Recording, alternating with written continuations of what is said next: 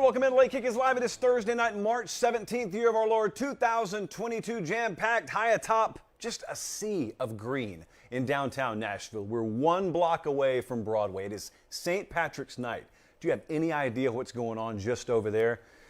If you don't know already, you probably don't want to know. But look, a lot of college football shows out there getting a little shook this time of year. March Madness knocking them off their production schedule. Couldn't be us. We already got knocked off our schedule due to technical issues, so we're certainly not canceling another show. And there will be a reward for you being tuned in tonight or tomorrow, whenever you choose to listen. Thank you for being here. Let me tell you what we're doing tonight. A little something different, but I think it's probably going to equate to a more jam-packed show than we even would have had with our normal format. You know how we do the Late Kick Extra podcast, which is all Q&A, and I can't ever get to all the questions? Well, we're going to use this, and we're going to get to a whole lot of them tonight. I think we have like 8 or 9. And we're probably going to come very close to spanning the entire college football universe. We've got questions about pretty much everything tonight. I am a little bit more excited even than I was when I pitched the concept earlier today, and I was already excited there. So we're going to go a long way around that old college football globe tonight. They're watching us in Albuquerque, New Mexico. They're watching us in Jesse country, as we call it, Harrisburg, PA. You know where else they're watching us? In Kuantan, Malaysia. Our international audience never ceases to amaze me. And so I'm going to give an international shout-out tonight, and we have like a stockpile of international shout-outs to give. At Late Kick Josh, make sure you're following me on Twitter, Instagram. You're really going to want to do that tonight because I want to give you a word right now. The word is madness, okay? And some of you are tuned in live right now. I know a ton of you are going to watch this replay and listen to this replay, but we're in the middle of the NCAA tournament. We're not ignorant to that. This is what we call a P1 special. The diehard fans are going to show up either way. And you need to be rewarded for it. So I just want you to remember it. Treat it like a promo code, if you will. Just keep this word locked away. Madness. Probably not that hard to remember. Madness. You'll know why a little ways down the road. Just for now, all you need to know is March 17th, madness. That's what I need you to remember. Okay, so we've got so many questions teed up. I asked you to submit some this morning. So we got a combination of those and then some that have been left over from other shows. And we took some that you guys submitted today and we could do whole shows off of them. So we kicked them down the road a little bit. So if we don't get to the question tonight, it may not be because we ignored it or couldn't get to it. It may be that we're going to get to it. But that's enough of that. Let's tee it up. Let's have a little fun tonight. First question. By the way, for those unfamiliar, this is how the Late Kick Extra podcast sounds all the time. So if you haven't ever tried it out, here's a good idea of what you're missing. First question from our good friend, Grumpy Old Sarge. He said, exactly what would it take to get January 1st back to being the college football day? Even if it's just the semifinal games being on New Year's Day, how would we get it back to being as special as it once was? Sarge, this all comes down to personal preference and how you have chosen to calibrate your scale of enjoyment. So this past year, what did we have? We had, I think, New Year's Eve playoff games, and I was down at the Georgia-Michigan game in Miami. And let me tell you, I made it a point to catch a 6 a.m. flight out of Miami or Fort Lauderdale. I can't remember where I flew out of. The next morning, flew to Atlanta, drove down to Columbus to watch the New Year's Day games with my dad and my cousin. It's been a ritual. We've done it every year. And even though I'm in this business now and covering these games, if I'm free on New Year's Day, I try and make it a point to get back home. Well, the point is, I looked forward to that for weeks and weeks and weeks, knowing how the schedule was going to fall. And I got on that plane. I hate waking up early, but I got on that plane that morning and I was excited and took off, got to Atlanta, didn't even sleep, got in bed 3 a.m., didn't even sleep. And I say that to say it didn't mean any less to me.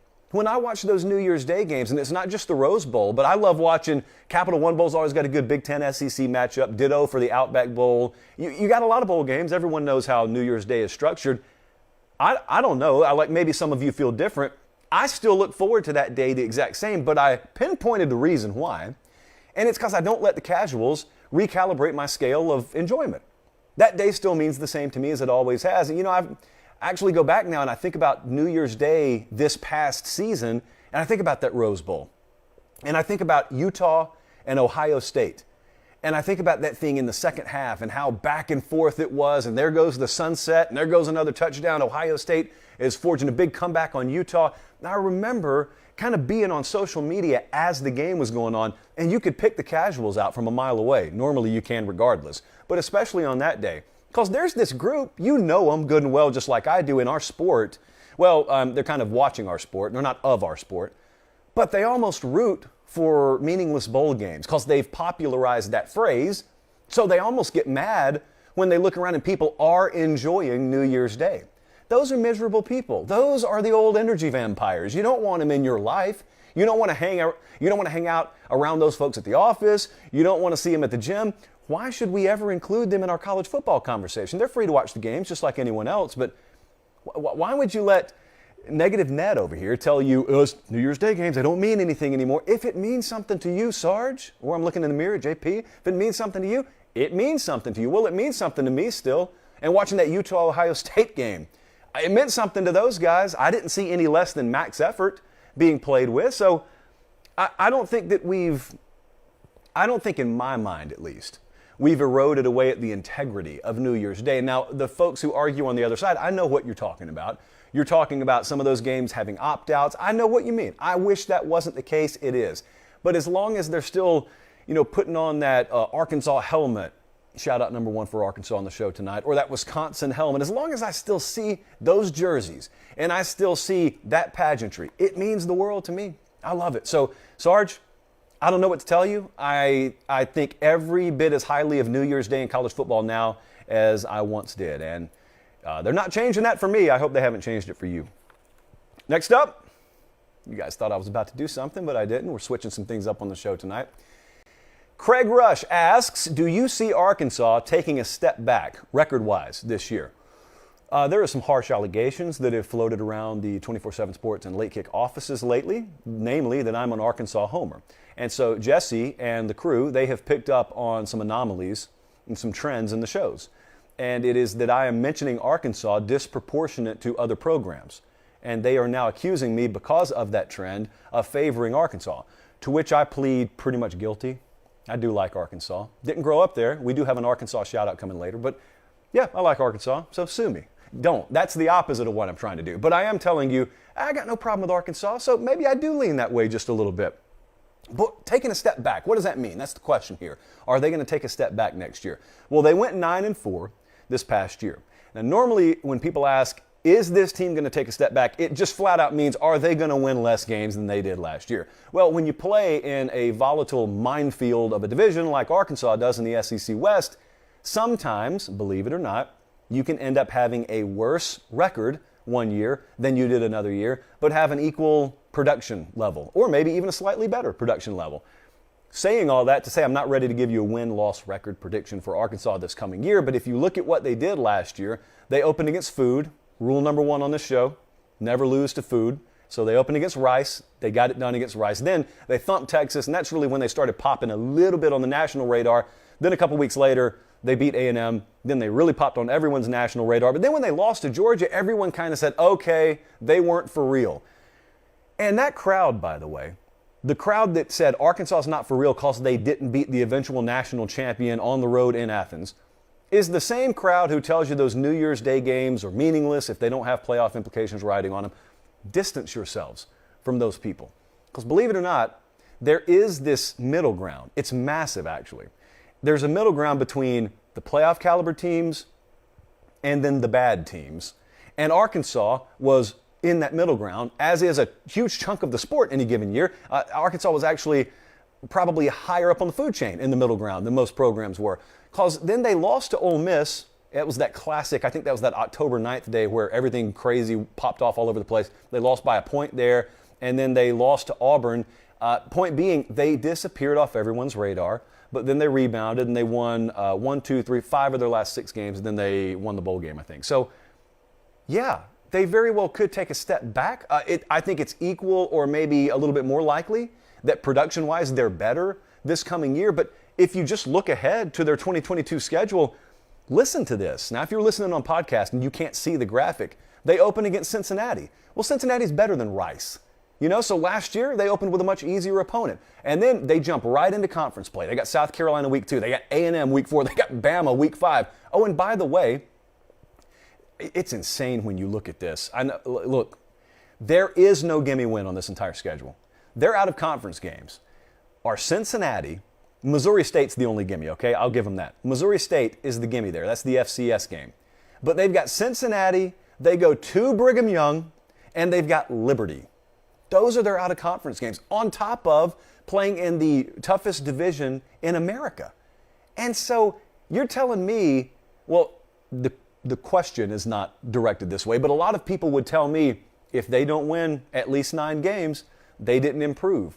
Please, man, you could reasonably play at a top 15 level and go 8-4 against that schedule. In fact, in any given year, you may have 4 or 5 top 10 to top 15 caliber teams on that schedule, just the way it normally shakes out. So I think it's a lot more nuanced than that, is what I'm trying to tell you. You've got to look a lot more intricately at Arkansas than just what the win-loss record ends up being, because that is as brutal a schedule as you will ever draw. I mean, hats off to them for challenging themselves up there, but if any time in history of this sport there was a reason to just load up like a bakery on cupcake after cupcake in the out-of-conference, it would be in Fayetteville, Arkansas, and yet they don't do it. All right, let's move on here. This is a really, really good one. I had to think for quite a while on this one today.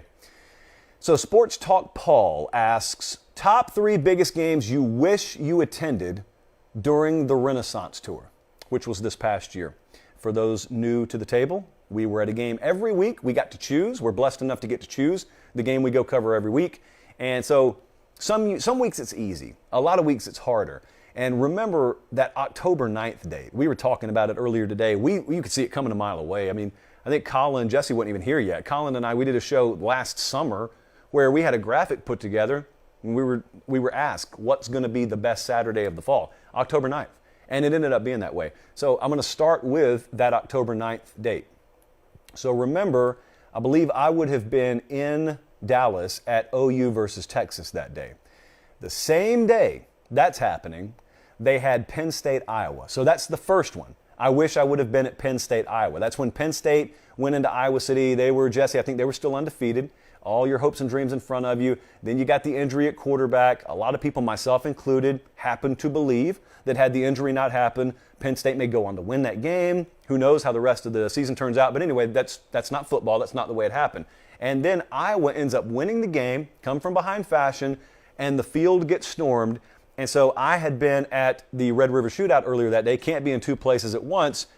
But I really had no way I could have been at that game. There was another game I'm going to get to in a couple of minutes that I actually not only could have been at, I was credentialed to be at. So I just dropped the ball for all of us. But that game I could not have been at. I wish I could have experienced that. I got one that's way off the radar for you here that I really contemplated going to.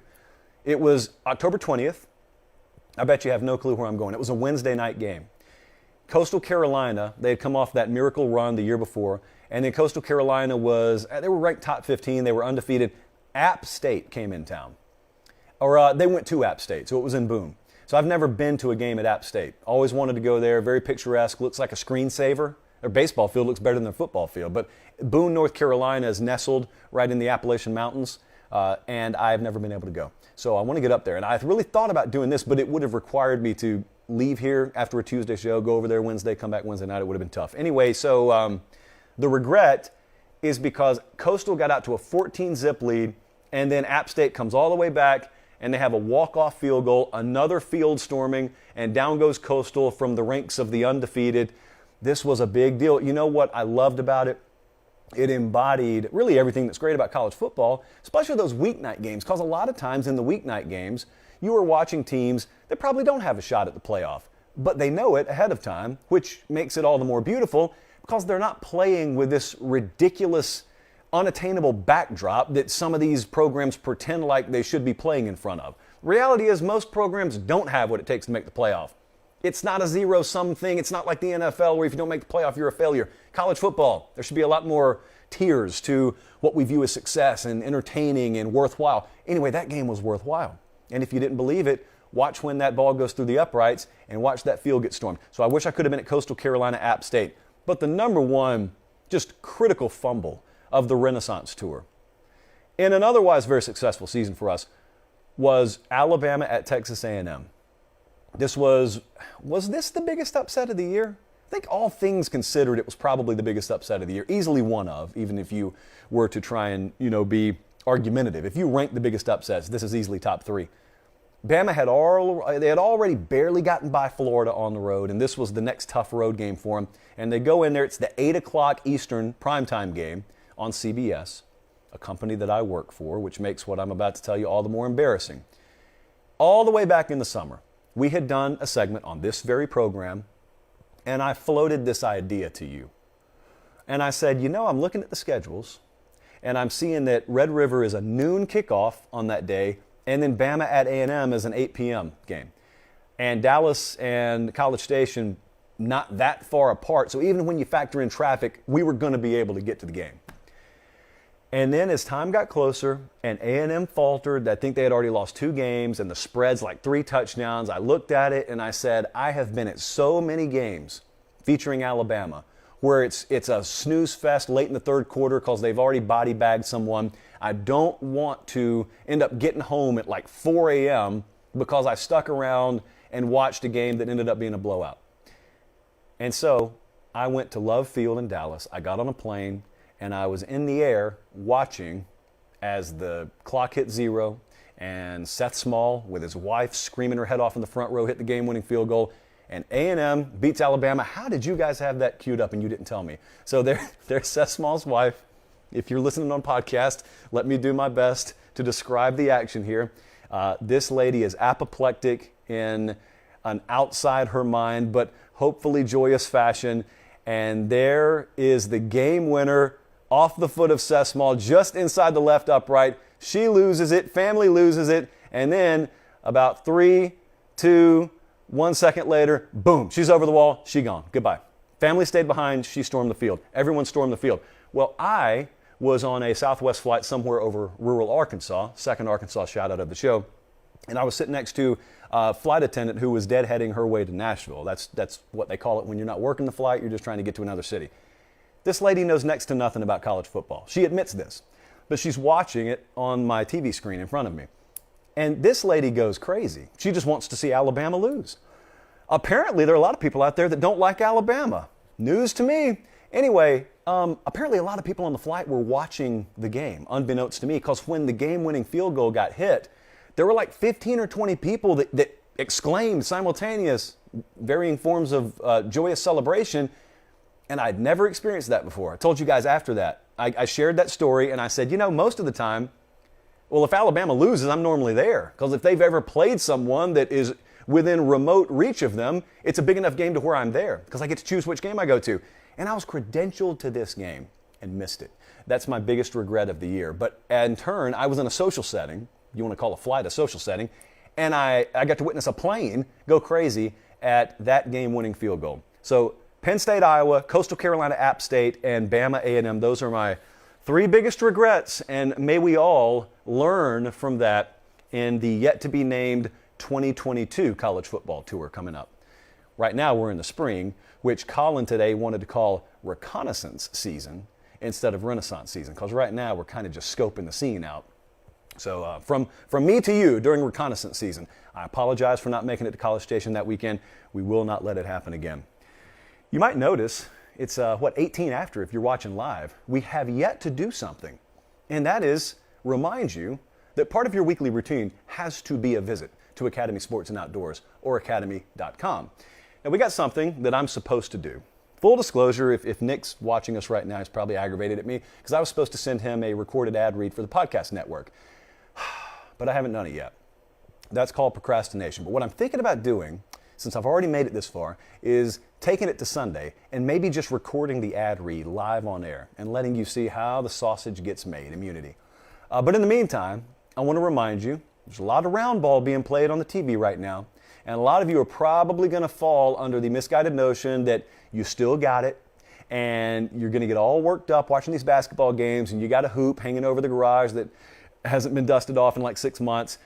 Look, I'm all for recreation. Just make sure you get your equipment at the right place. Academy, Sports, and Outdoors. I know a lot of rec leagues, from T-ball to coach pitch to B-ball to A-ball to Babe Ruth and everything in between, whatever they call the leagues where you are.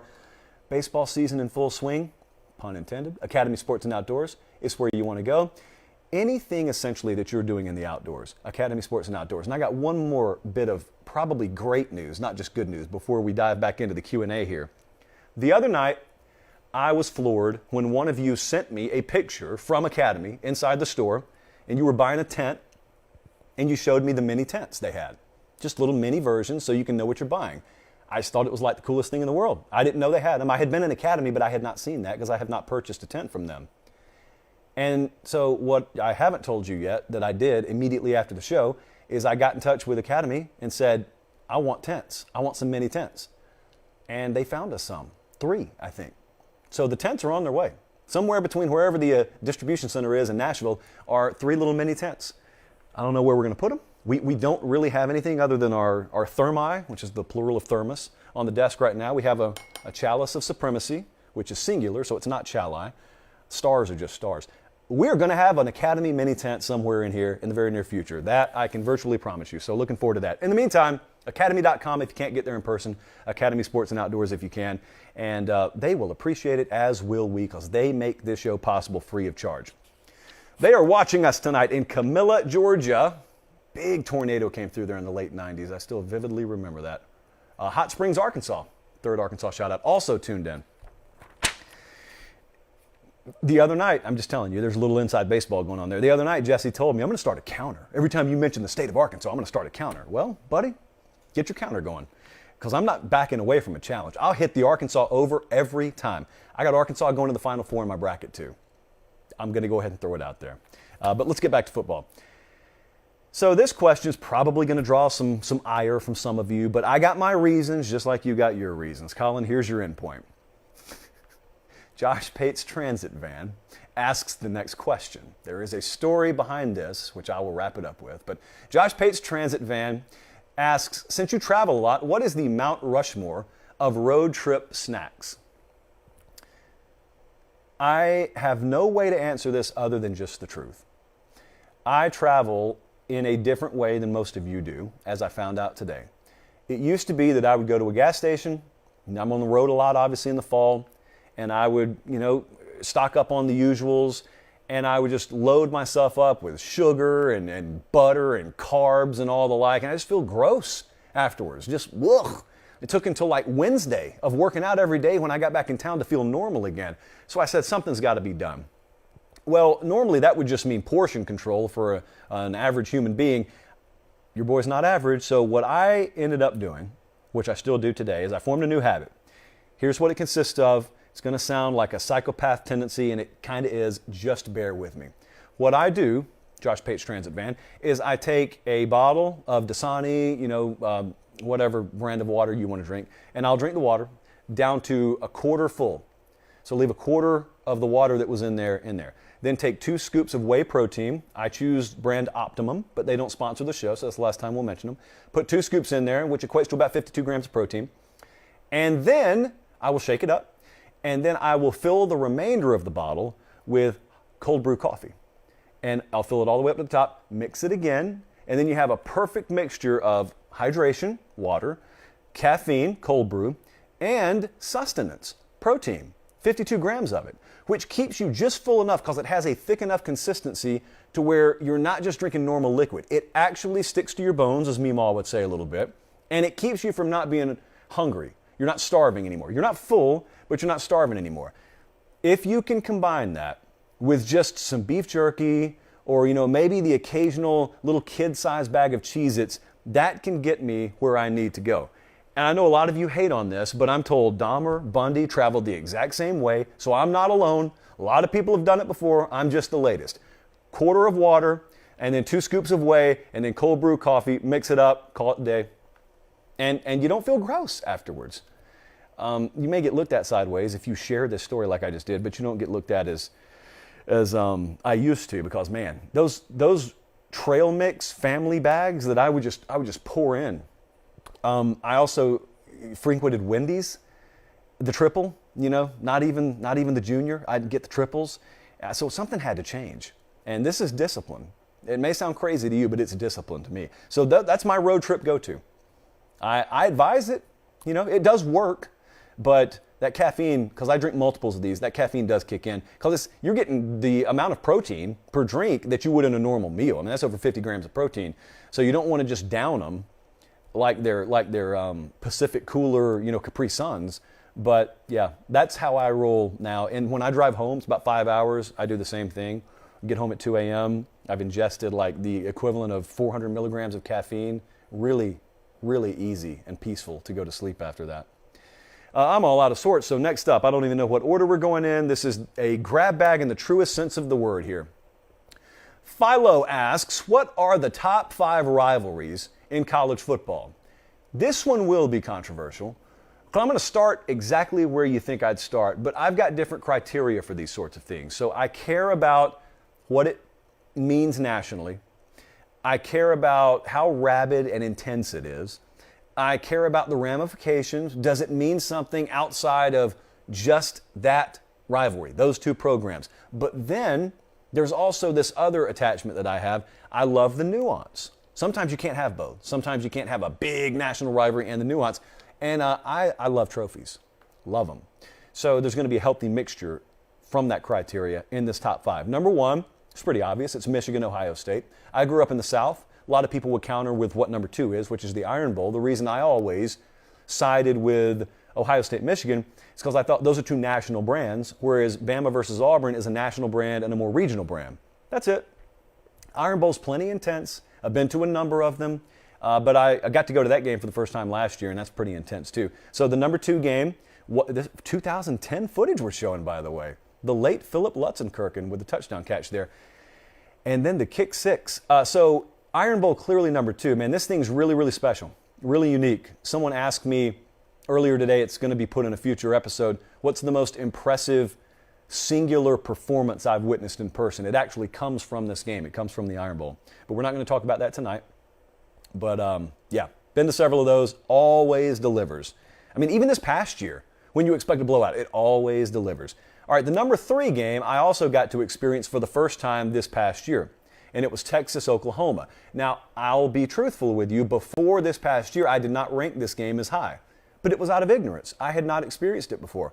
When I went to the game, I got it. It just kind of, all the stuff I'd heard about the game that I used to think was hyperbole, it was real. It clicked. It helps that I saw an instant classic, highest scoring Red River Shootout game in history.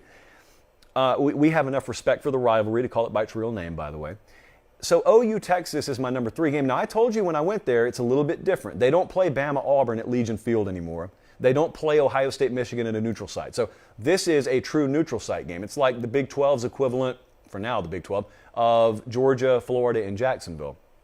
So it's a beautiful setting. Love it. Love everything about Red River Shootout. Speaking of which, the number 4 game is that Jacksonville special every year. It is Georgia. It is Florida. We'll call this one the cocktail party. Again, we don't care how sanitized it's become.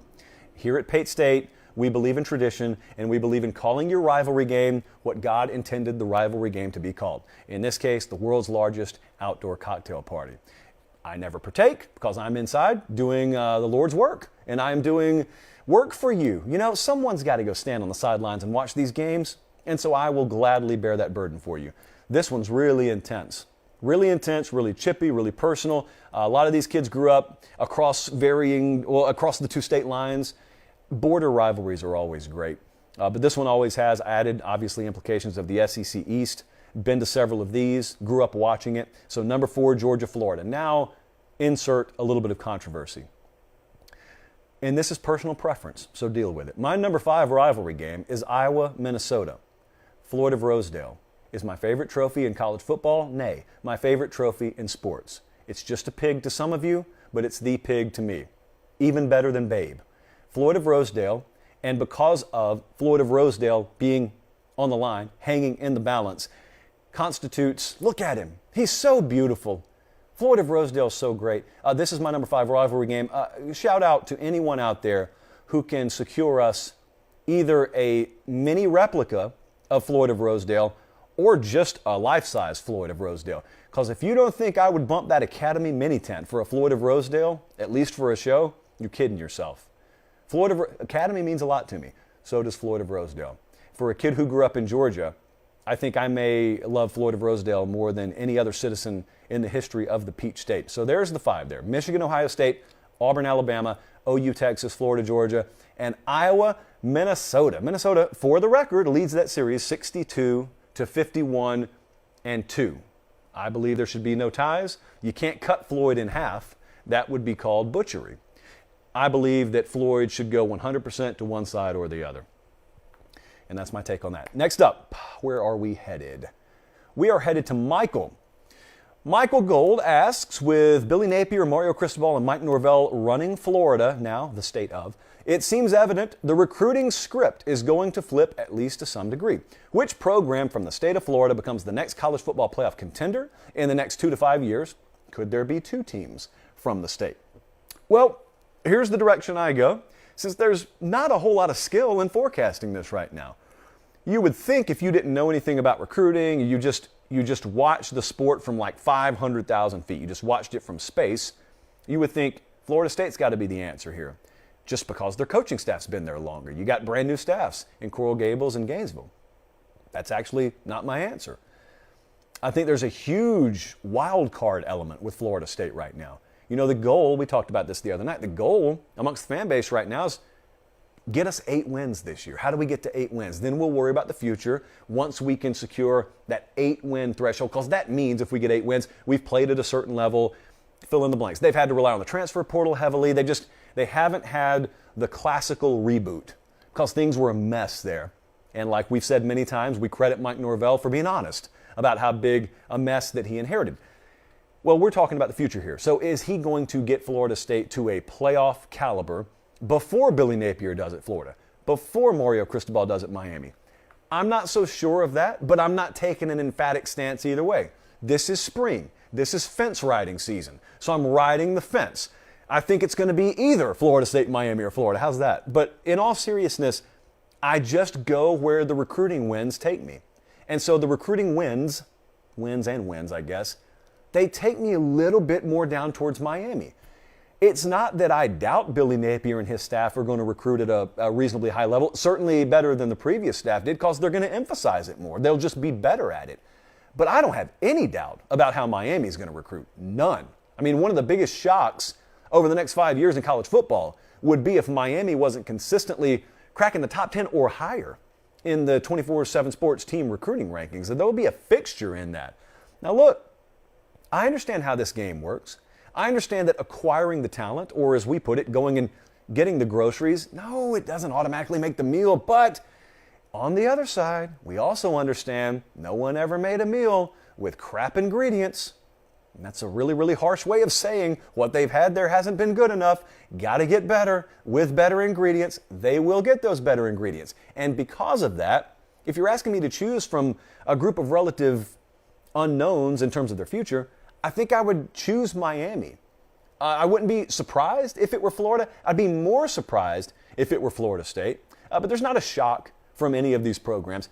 I will reiterate, as I have a million times, this will just be 1,000,001. I will reiterate, if you're out there, where do we want to put you tonight? Let's put you at Washington State. Let's say you're in Pullman, Washington, and you root for the Cougars, but also you're a college football fan. You don't want the same 3 or 4 programs with a death grip on the sport. This is where your attention needs to be. It needs to be with your program first, and then the state of Florida. And to a lesser degree, I guess it'd be counterintuitive for you to pull for Southern California. But if you want to pull for Texas, Texas A&M, and then the big 3 in Florida on the recruiting trail, it will behoove you. If you want that imbalance at the top of the sport, if you want competitive balance at the top of the sport, rather, it will greatly behoove you to have a recruiting shift. That's where it's at. I will sing that song until I'm blue in the face. The expansionist crowd's over here telling you the answer to solving the competitive imbalance equation is with expanding the playoff. It's garbage. That's not the way. The only way is if recruiting in Florida changes, while recruiting in Texas changes, while recruiting in Southern California changes. You do that, and it doesn't matter how big your playoff is or how small your playoff is, you will have a more competitive sport at the top. Never going to be where it's a wide open field where 30 teams could win at any given year. But there is a big difference in going into a season where 3 or 4 teams have a legit shot as opposed to 10 to 12 teams. Huge difference, monumental difference. Your expansion playoff, that's not going to do that. But changing the recruiting dynamic is. And folks like Napier, Cristobal, Lincoln Riley, Mike Norvell, Steve Sarkisian, Jimbo Fisher, those are the guys who could get that done. Moving along, after I scratch my nose. Next up is Hayden. He said, what do you think of the new sounding Brian Harsin after his offseason? And then he says, there is no offseason, with a winky emoji. Thank you there. I think Brian Harsin needs to be front-facing a whole lot more. I mentioned this last show, I want to say. Brian Harsin, before they opened spring practice, He did a couple of shows. He did Cole Kubelik and Greg McElroy show, which I was on this morning, by the way. And then he did Next Round in Birmingham with Ryan Brown and Jim Dunaway and Lance Taylor and those guys. I'm on that show a lot. Good friends of the program, by the way. So give them a follow if you haven't already. He did both of those shows the other day. He did a few other media appearances. And what's funny is it's really the first time you've heard from him publicly since all this mess that happened around the program and kind of around him over the past month and a half. And the thing about it is, in the absence of you speaking out, other people speak for you. And oftentimes they're misrepresenting you. A lot of people misrepresented Bryan Harsin. You notice how we shied away from it on the show. I got accused of this, actually. We got accused of shying away from covering the Harsin story. There was no shying away from it. There was nothing to be reported. And I told some of you that behind the scenes in a pretty emphatic manner because you kind of wanted to come at me in a sarcastic way. There was nothing to report. And as you see it borne out now, there was never anything out there. And so Bryan Harsin, first time he speaks publicly, he addressed it head on the other day. He didn't shy away from any of that, but he said, one of the hardest things to do was I was sitting around, we were on vacation, I come back and there's all these rumors floating around and they're not true, but yet you're really powerless to do anything about it. I mean, there's a guy with an egg for his profile picture and 58 followers on Twitter, and he's saying something about you. What do you really do about it? Well, look, I'm not his legal representation. I'm not his agent. I'd tell him to talk more. He's not some recluse. He doesn't sound like a hermit with a mic shoved in his face. Bryan Harsin, he represents himself in his program very well. And so I really thought it was refreshing when I heard the two interviews he did the other day. He's always welcome on this show. We were talking before the show. Should we try and get Bryan Harsin on? I think we will. So that's the first thing I think. The second thing I think is I think it was the Next Round guys asking Bryan Harsin the other day about what he knew of Jetgate.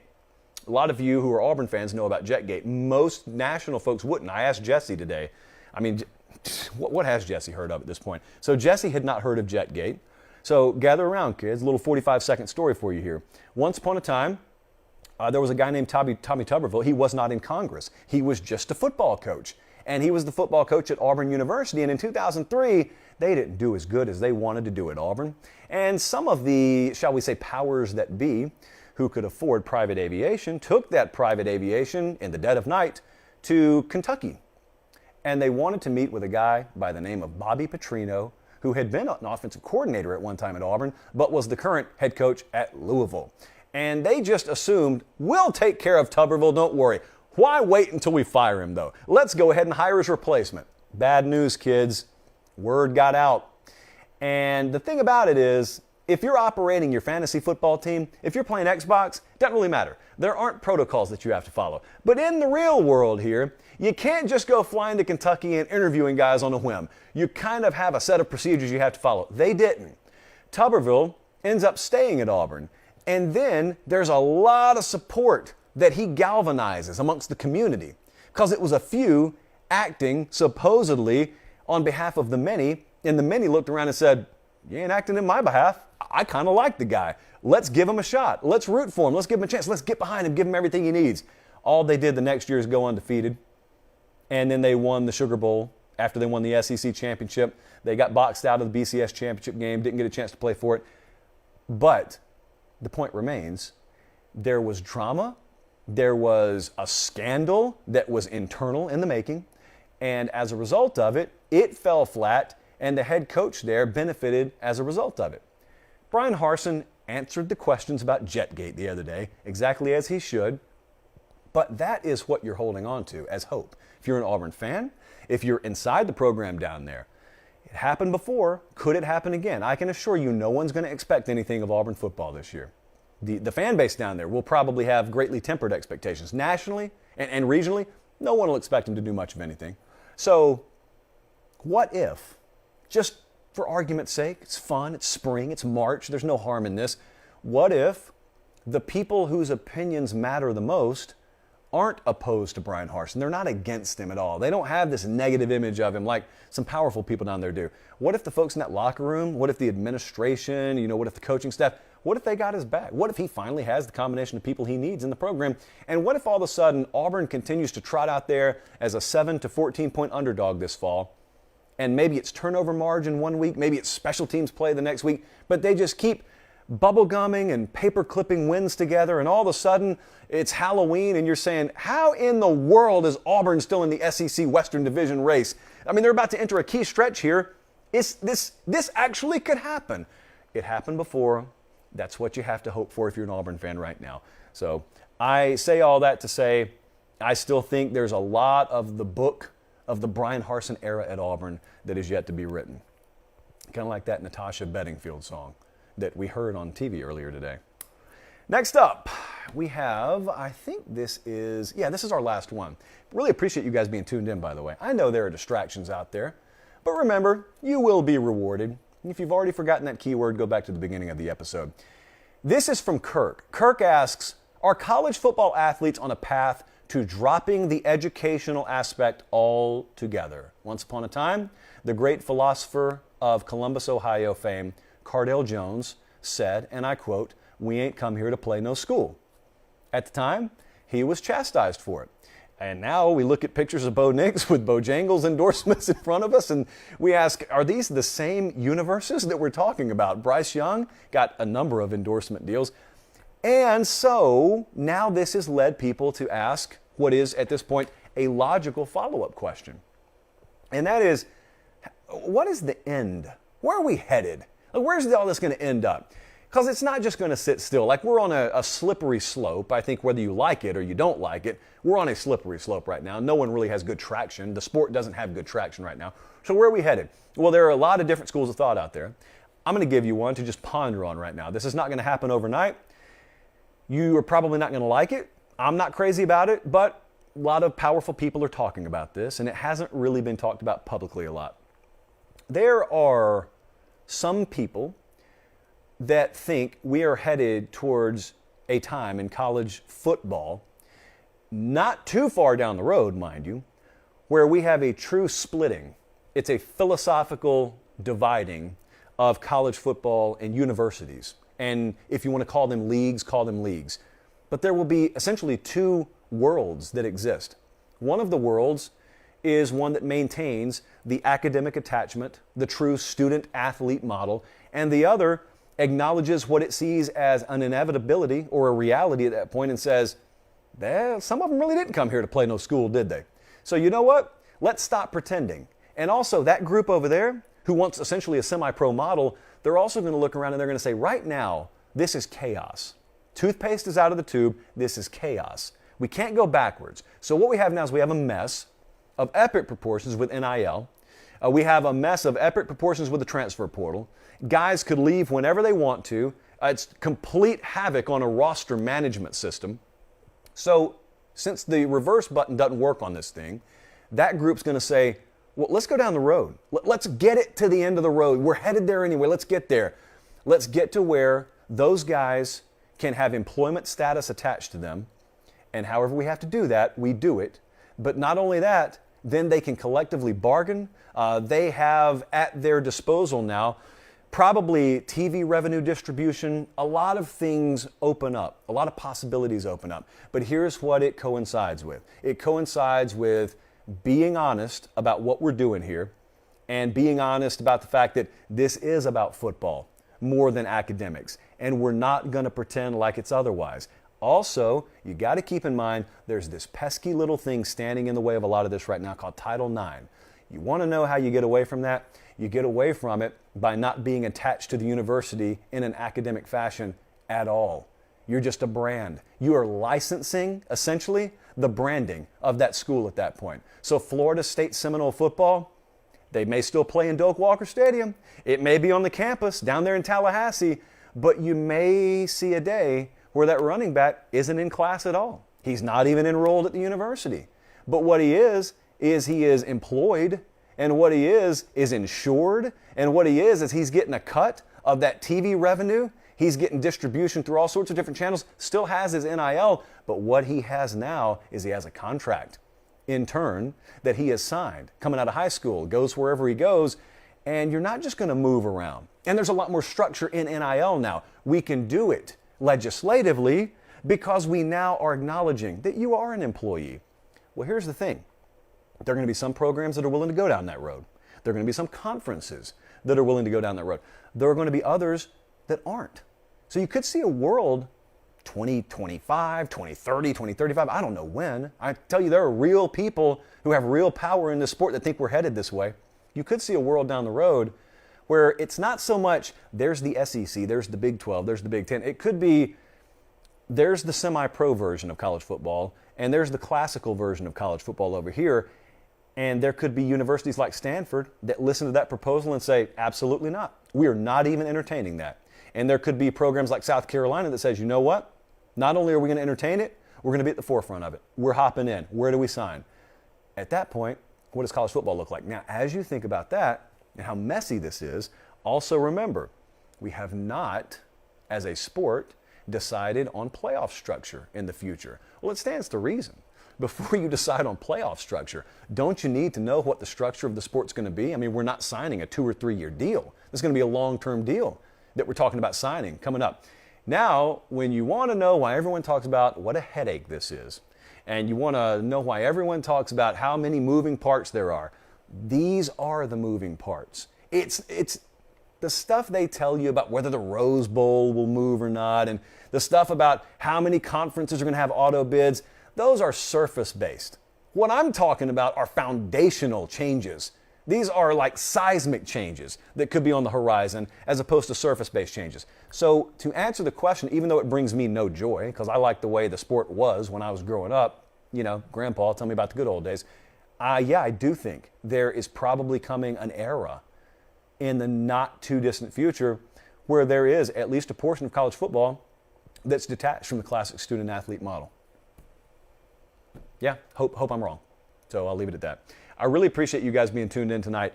Wherever you are, remember that code word I gave you at the first of the show? Madness, madness, madness. Just keep it in your mind. I will give you a call to action one day, also in the not too distant future for that.